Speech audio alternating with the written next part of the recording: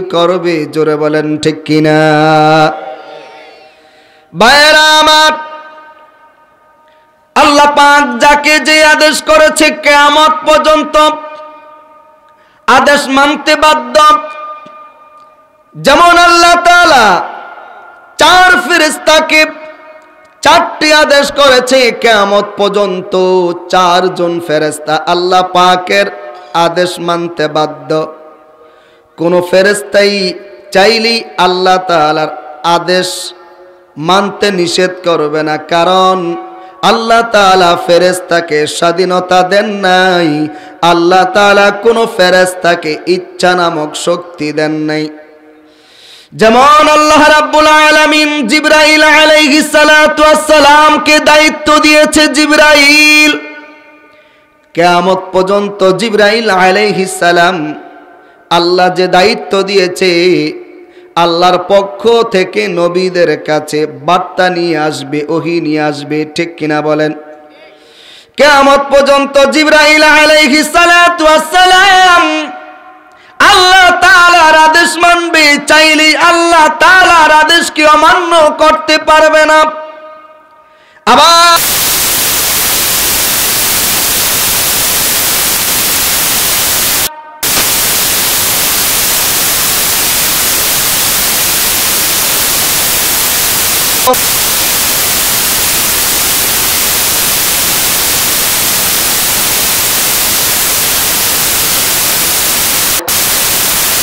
আমার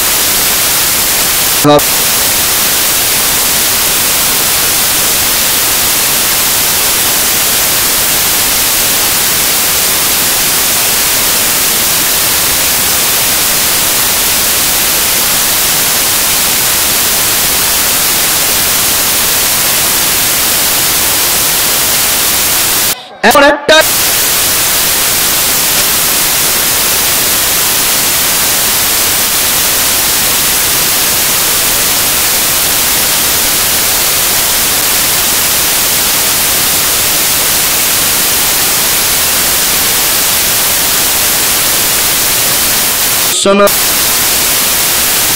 একজন ফেরেশতা আছে, ওই ফেরেশতার নাম আজরাইল। আমার আল্লাহ তাআলা ওই ফেরেশতাকে আদেশ করেছেন, এ আজরাইল, আমি আল্লাহ তাআলা তোমাকে আদেশ করলাম, তুমি মানুষের জান কবজ করবা। এটা আদেশ কার? আওয়াজ করে সবাই উচ্চ আওয়াজে বলেন না, আদেশ কার? আল্লাহ তাআলা আদেশ করেছে, আজরাইল, আমি আল্লাহ তাআলা তোমাকে আদেশ করলাম, কিয়ামত পর্যন্ত তুমি আমার আদেশ মানতে বাধ্য। আমি যা তোমাকে আদেশ করেছি কিয়ামত পর্যন্ত তুমি মানতে হবে, কারণ চাইলেই আজরাইল আল্লাহর আদেশকে অমান্য করতে পারে না, ঠিক কিনা বলেন? আমার ভাইয়েরা, আল্লাহ রাব্বুল আলামিন ইসরাফিল আলাইহিস সালাতু ওয়াস সালামকে আদেশ করেছে। ইসরাফিল আলাইহিস সালাতু ওয়াস সালাম মুখের মধ্যে বাঁশি নিয়ে দাঁড়িয়ে আছে। আল্লাহ যখন আদেশ করবে, ইসরাফিল আলাইহিস সালাতু ওয়াস সালাম বাঁশির মধ্যে ফু দিবে।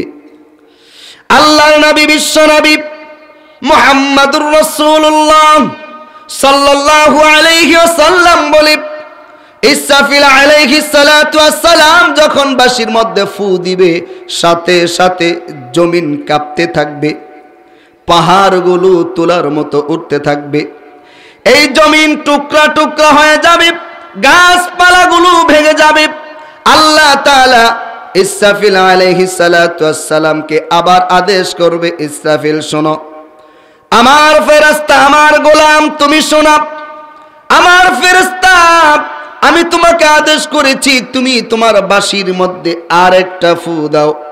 আল্লাহর নবী, বিশ্ব নবী মুহাম্মাদুর রাসূলুল্লাহ সাল্লাল্লাহু আলাইহি ওয়াসাল্লাম বলেন, ইসরাফিল আলাইহিস সালাতু ওয়াস সালাম যখন বাঁশির মধ্যে দ্বিতীয় ফু দিবে, ইসরাফিল আলাইহিস সালাম ফু দেওয়ার সাথে সাথে পৃথিবীর সমস্ত মানুষগুলো মারা যাবে। আমার আল্লাহ তাআলা আজরাইল আলাইহিস সালামকে ডাকবে, আজরাইল, আমার ফেরেশতা আজরাইল, কে বেঁচে আছে খবর দাও।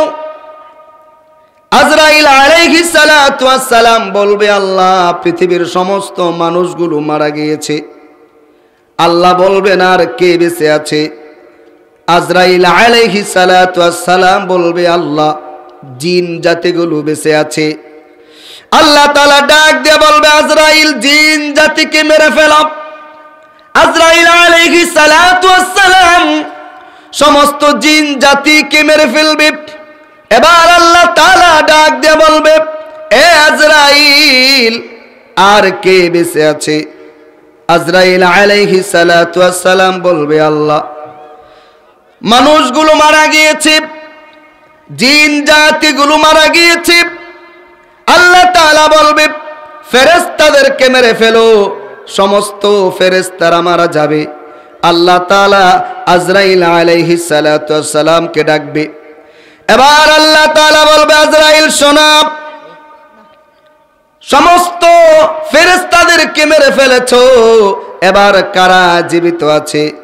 আজরাইল আলাইহিস সালাতু ওয়াস সালাম ডেকে বলবে, আল্লাহ মানুষগুলো মারা গিয়েছে, কোনো মানুষ নাই। জিন জাতিগুলো মারা গিয়েছে, কোনো জিন জাতি বেঁচে নাই। সমস্ত ফেরেশতারা মারা গিয়েছে, কোনো ফেরেশতারাই তো জীবিত নাই। আল্লাহ তাআলা জিবরাইল আলাইহিস সালাতু ওয়াস সালাম আছে, মিকাইল আলাইহিস সালাতু ওয়াস সালাম আছে, ইসরাফিল আলাইহিস সালাতু ওয়াস সালাম আছে, আর আমি আজরাইল আলাইহিস সালাতু ওয়াস সালাম আছি। আল্লাহু আকবার। আমার ভাইয়েরা, এবার আল্লাহ তাআলা ডাক দিয়ে বলবে, আজরাইল শোনো, আমার ফেরেশতা আজরাইল জিবরাইল আলাইহিস সালাতু ওয়াস সালামকে মেরে ফেলো, মিকাইল আলাইহিস সালাতু ওয়াস সালামকে মেরে ফেলো, ইসরাফিল আলাইহিস সালাতু ওয়াস সালামকে মেরে ফেলো, আজরাইল আলাইহিস সালাতু ওয়াস সালাম সবাইকে মেরে ফেলবে। এবার আল্লাহ তাআলা ডাক দিয়ে বলবে, আর কে জীবিত আছে? এবার আজরাইল আলাইহিস সালাতু ওয়াস সালাম ডাক দিয়ে বলবে, আল্লাহ মানুষ নাই, জিন জাতি নাই, জিবরাইল নাই, মিকাইল নাই, ইসরাফিল নাই, শুধু আছি আমি আজরাইল। আমার আল্লাহ তাআলা বলবে, আজরাইল কেউ নাই। আজরাইল আলাইহিস সালাতু ওয়াস সালাম বলবে, আল্লাহ ডাইনেও কেউ নাই, বামেও কেউ নাই, সামনেও কেউ নাই, পেছনেও কেউ নাই, আমি আজরাইল জীবিত আছি। আল্লাহ বলবেন আজরাইল তাইলে দেরি কেন, তুমিও মরে যাও। সুবহানাল্লাহ। আজরাইল আলাইহিস সালাতু ওয়াস সালাম বলবে, আল্লাহ আমি আজরাইল আলাইহিস সালামও কি মরতে হবে নাকি? আল্লাহ বলবেন, কোনো কথা নাই, তোমাকেও মরতে হবে। কুল্লু নাফসিন যায়িকাতুল মাউত। আল্লাহু আকবার।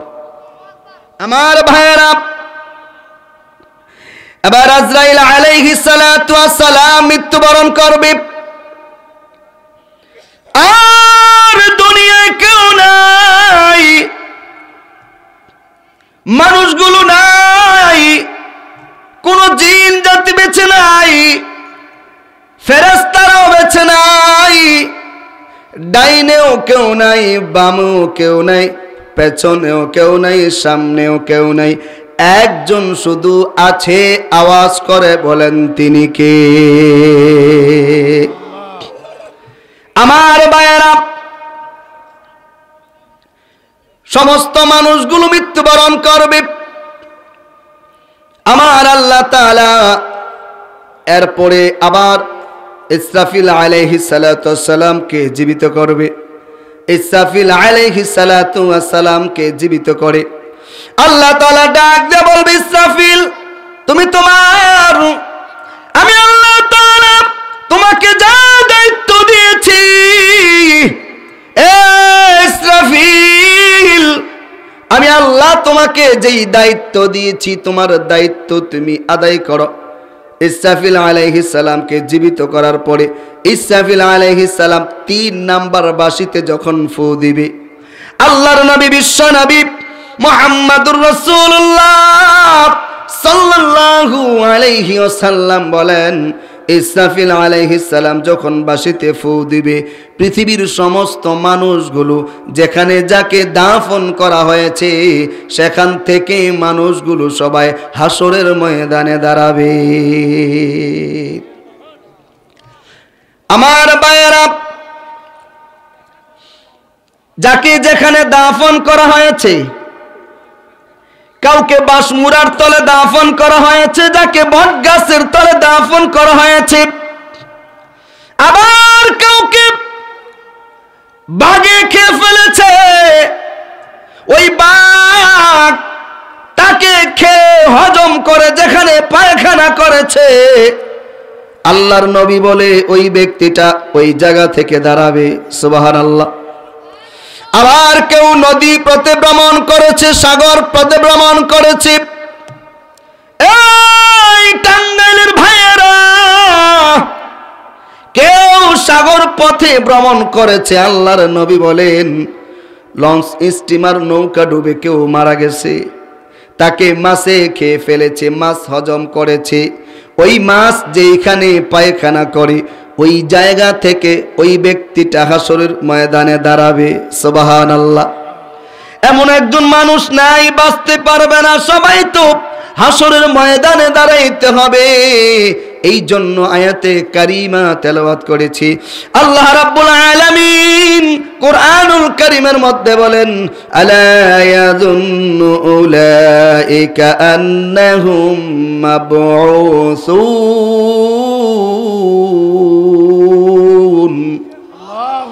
তারা কি চিন্তা করে না তারা পুনরুদ্ধান হবে? লিয়াউমিন আযীম,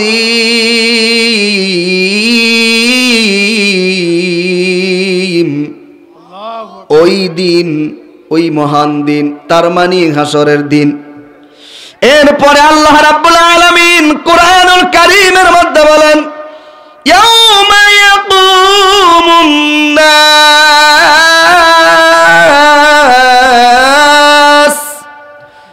ইয়াউমা ইয়াকুমুন নাসু লিরাব্বিল আলামিন। ওই মহান আল্লাহর কাছে প্রত্যেকটি মানুষকেই দাঁড়াইতে হবে। এই কথাটা বলেছেন কে? আরো জোরে কইতে হবে, বলেন কে? আরো আওয়াজ দিয়ে বলতে হবে, বলেন আল্লাহ। বলেন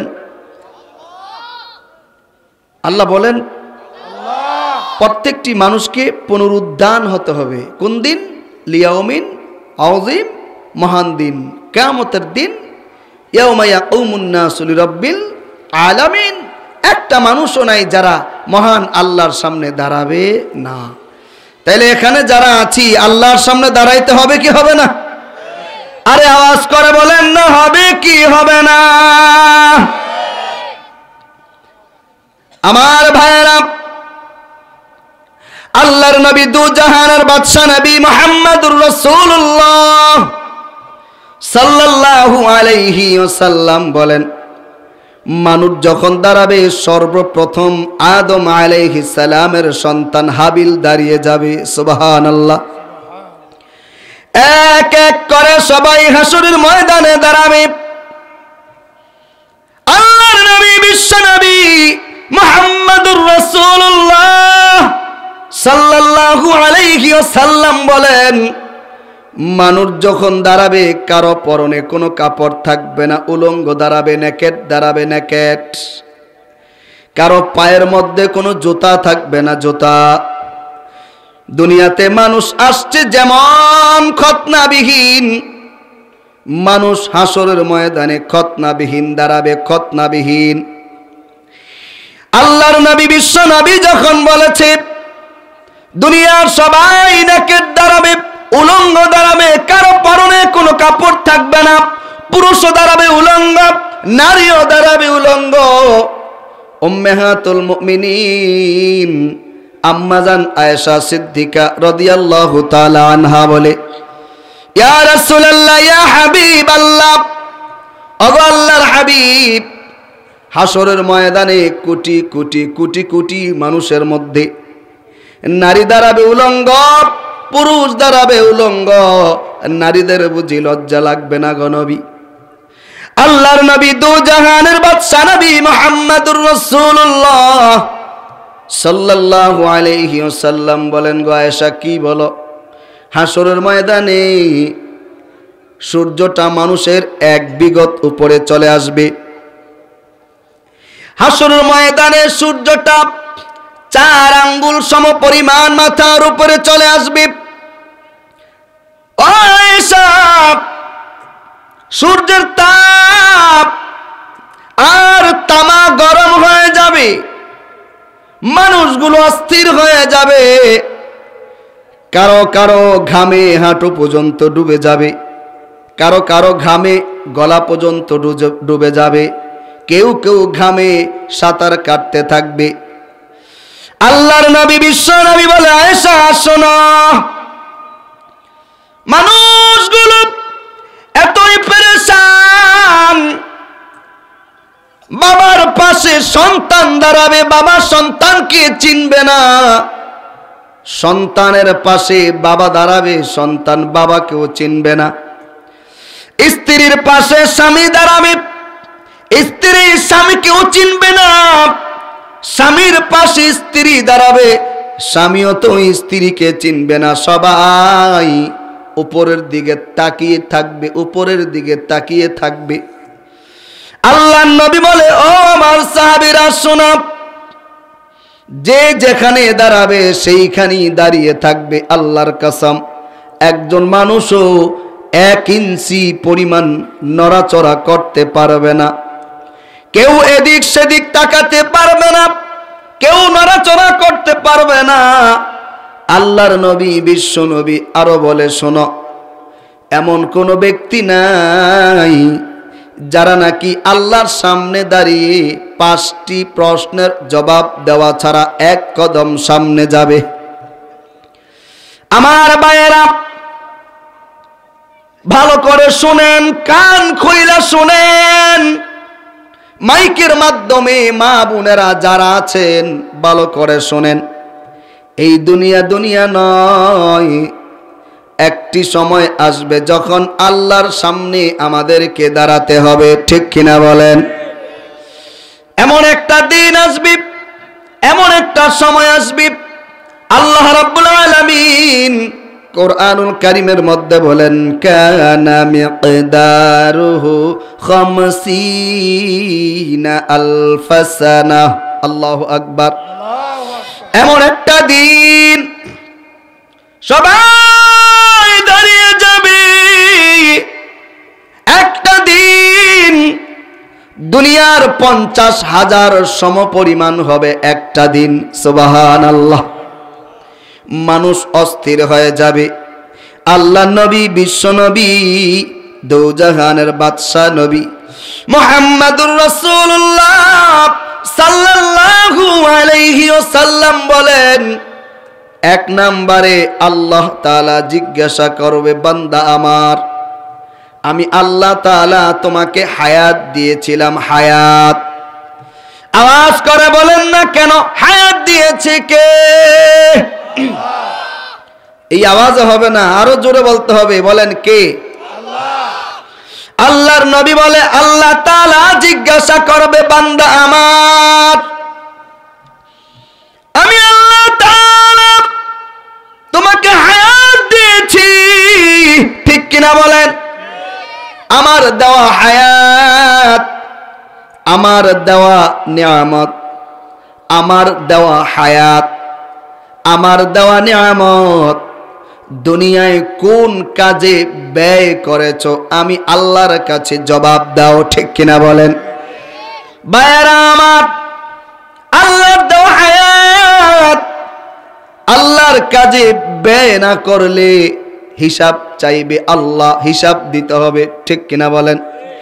2 নাম্বার, আল্লাহ তাআলা বলবে, বান্দা আমার, আমি আল্লাহ তাআলা তোমাকে যৌবনকাল দিয়েছি। বলেন যৌবনকাল দিয়েছে কে? আমার আল্লাহ তাআলা আমাদেরকে যৌবনকাল দিয়েছে। আমার আল্লাহ তাআলা ডেকে বলবে, বান্দা আমার, আমি আল্লাহ তাআলা তোমাকে যৌবনকাল দিয়েছিলাম। আমি তোমাকে যৌবনকাল দিয়েছি, বলো না যৌবনকাল তুমি কোন কাজে অতিবাহিত করেছ? যৌবনকালের হিসাব চাইবে কে? আরো জোরে বলেন না কে?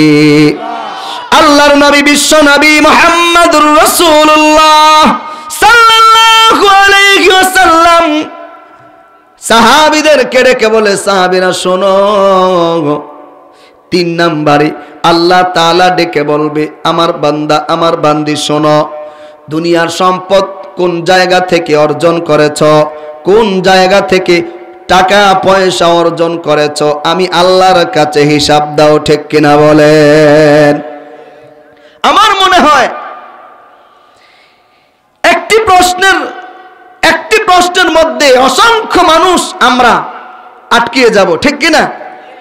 এই একটি প্রশ্ন, মাত্র একটি প্রশ্ন, যে কোন জায়গা থেকে বাড়ি করেছ, অর্জন করেছ কোত্থেকে, গাড়ি কিনেছ, পয়সা অর্জন করেছ কোত্থেকে, জায়গা জমিন সব কিছু করেছ, করা জায়েজ আছে না জায়েজ নয়, কিন্তু অর্জন কোত্থেকে করেছ, হালাল পন্থায় নাকি হারাম পন্থায়, আমি আল্লাহর কাছে জবাব দাও। ঠিক কিনা বলুন? একটি প্রশ্নে আমার মনে হয় 99% মানুষ ঠেকে যাবে। ঠিক কিনা? তাইলে বোঝা গেল আল্লাহ তাআলা জিজ্ঞাসা করবে, কোথা থেকে বাড়ি করেছ, কোথা থেকে গাড়ি করেছ? আমি আল্লাহর কাছে জবাব দেওয়া ছাড়া এক কদম সামনে যাওয়ার সুযোগ নাই। ঠিক কিনা বলেন? এরপর আল্লাহর নবী বিশ্ব নবী মুহাম্মদুর রাসূলুল্লাহ ডাক দিয়ে বলে, সাহাবীদের দল, আল্লাহ তাআলা 4 নম্বরে জিজ্ঞাসা করবে, বান্দা আমার, সম্পদ অর্জন করে কোথায় খরচ করেছ, ব্যয় করেছ কোথায়, হিসাব দাও। সম্পদের মালিক হলে যেখানে সেখানে ব্যয় করা যাবে না। ঠিক কিনা বলেন? টাকা পয়সা জায়গায় জায়গায় খরচ করা যাবে না, টাকা পয়সা জায়গায় জায়গায় খরচ করা যাবে না, এটা আদেশ করেছে কি? আমার ভাইয়ের, আল্লাহ তাআলা 5 নম্বরে জিজ্ঞাসা করবে, বান্দা আমার, যতটুকু দিন শিখেছো, যতটুকু ইলম শিখেছো, ততটুকু পরিমাণ ইবাদত করেছো কিনা, আমি আল্লাহর কাছে জবাব দাও। ঠিক কিনা? আমার ভাইয়েরা, এই জন্য আল্লাহ রাব্বুল আলামিন কুরআনুল কারীমের মধ্যে বলেন, ইয়া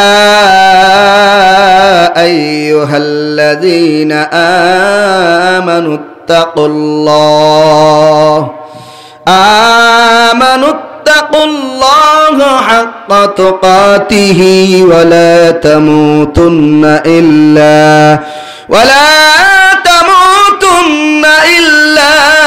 ওয়া আনতুম মুসলিমুন।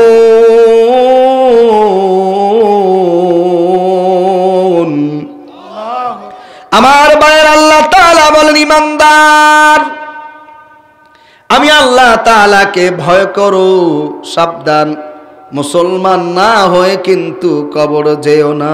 সুবহানাল্লাহ। ভয় করতে বলেছে কাকে?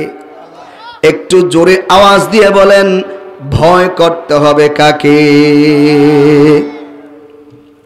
আল্লাহকে যদি ভয় করা যায়, কোন মুসলমান যদি বাস্তব জীবনে আল্লাহকে ভয় করে, পৃথিবীর যে কোনো জায়গায় যে কোনো অবস্থায় সে থাকুক না কেন, সে যদি চিন্তা করে অন্ধকার রাতে পৃথিবীর কোন মানুষ আমাকে না দেখলেও আল্লাহ দেখবে, সুতরাং অন্ধকারের মধ্যে গুনাহ করা যাবে না, গুনাহ করা যাবে না, আল্লাহর ভয় যদি অর্জন করতে পারে, এর দ্বারা কখনো গুনাহ হবে না। ঠিক কিনা বলুন? ভাইরা আমার, এরপরে আল্লাহর নবী বিশ্ব নবী মুহাম্মাদুর রাসূলুল্লাহ সাল্লাল্লাহু আলাইহি ওয়াসাল্লাম বলেন, আল্লাহ তাআলা এমন তিনটি জায়গা আছে, তিনটি জায়গা হাসরের ময়দানে, এমন তিনটি জায়গা আছে, তিনটি জায়গা আল্লাহর নবী বিশ্ব নবী মুহাম্মাদুর রাসূলুল্লাহ সাল্লাল্লাহু আলাইহি ওয়াসাল্লাম বলেন, ওই তিনটি জায়গার মধ্যে আদম আলাইহিস সালাম পেরেশান থাকবে, ইব্রাহিম আলাইহিস সালাম পেরেশান থাকবে, মুসা আলাইহিস সালাতু ওয়াস সালাম পেরেশান থাকবে, ঈসা আলাইহিস সালাতু ওয়াস সালাম পেরেশান থাকবে। সকল নবীরা ওই তিনটি জায়গার মধ্যে শুধু বলবে ইয়া নাফসি ইয়া নাফসি, তারা থাকবে পেরেশান। আল্লাহর নবী বিশ্ব নবী বলে, সাহাবীরা শোনো, ওই তিনটি জায়গার মধ্যে এক নম্বর জায়গা, আল্লাহ তাআলা যখন মানুষকে ডাকবে, আল্লাহ তার বান্দা বান্দিকে ডাকবে, আমার আল্লাহ তাআলা ডেকে বলবে, বান্দা আমার আমি আল্লাহ তাআলা দুনিয়ার মধ্যে তোমাকে পাঠাইলাম, দুনিয়ার মধ্যে পাঠাইয়া দিলাম। কেন জানুনি পাঠাইলাম? আল্লাহ সূরা মুলকের 2 নম্বর আয়াতে বলে, আল্লাযী খালাকাল মাউতা ওয়াল হায়াতা লিয়াবলুয়াকুম আইয়ুকুম আহসানু আমালা।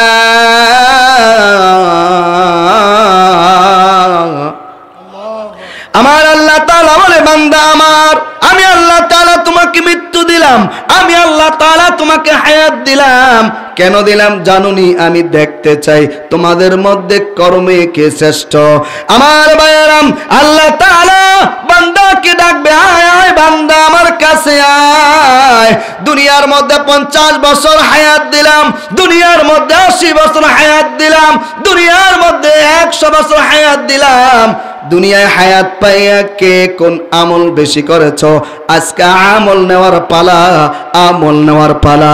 বান্দাকে আল্লাহ ডাইকা ডাইকা যখন আমল নামা হাতের মধ্যে দিবে, আল্লাহর নবী বিশ্ব নবী সাহাবীদেরকে বলে, সাহাবীরা, মানুষকে যখন আমল নামা দেওয়া হবে, মানুষ এত পেরেশান থাকবে, শুধু মানুষ পেরেশান থাকবে তাই নয়, সেখানে সকল নবীরাও পেরেশান হয়ে যাবে।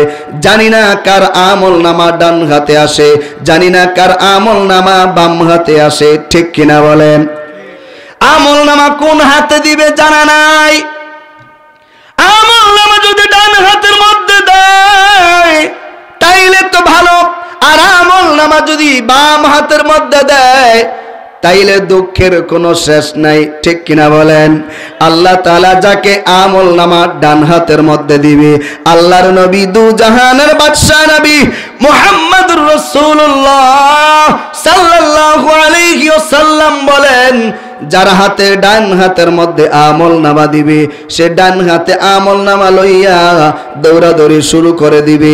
যাকে পাবে তাকে বলবে, ভাই এই দেখো না, আল্লাহ তাআলা আমার আমল নামা ডান হাতের মধ্যে দিয়েছে। আনন্দের কোনো শেষ নাই। আর যার বাম হাতের মধ্যে আল্লাহ তাআলা আমল নামা দিবে, আল্লাহ তাআলা তাকে ডাকবে, কাছে নিয়ে ডাকবে। আল্লাহ তাআলা বলবে, বান্দা আমার, এই তোমার আমল নামা। তবে তোমার আমল নামা তুমি বাম হাতে পাইবা, কারণ দুনিয়ায় আমার আদেশ মানো নাই, আমার নিষেধ মানো নাই। আমি যা আদেশ করেছি আদেশ মানো নাই, আমি যা নিষেধ করেছি নিষেধ মানো নাই, আমি আমার রাসূলুল্লাহর সুন্নাহ মানো নাই, হারাম মানো নাই, হালাল মানো নাই। অন্যের জমিন দখল করেছো, অন্যের সম্পত্তি নিজের মনে করে গিয়ে ফেলেছো, বাপ মার খেদমত করো নাই, ছোট ভাই বড় ভাই, ভাই ভাইয়ের মধ্যে কোনো পার্থক্য নাই, সমাজে ফিতনা ফ্যাসাদ লাগিয়েছো। বান্দা আমার, আয় আয়, আজকে আমল নেওয়ার পালা, বাম হাতে দিবে। আল্লাহ নবী বিশ্ব নবী মুহাম্মাদুর রাসূলুল্লাহ সাল্লাল্লাহু আলাইহি ওয়াসাল্লাম বলেন, বাম হাতের মধ্যে যখন আমল নামা দিবে, ফেরেশতারা হাত রাখে পেছনের দিকে নিয়া ফেরেশতারা হাত রাখে, এই বুকের মধ্যে দিয়া ছিদ্র করে, এরপরে পিছন দিয়া বের করে, মাথাটাকে ভাইগা ঘুরে পিছন দিকে নিয়ে যখন বাম হাতের মধ্যে আমল নামা দিবে, এই ব্যক্তিটা বুঝতে পারবে তার জন্য জাহান্নাম অবধারিত।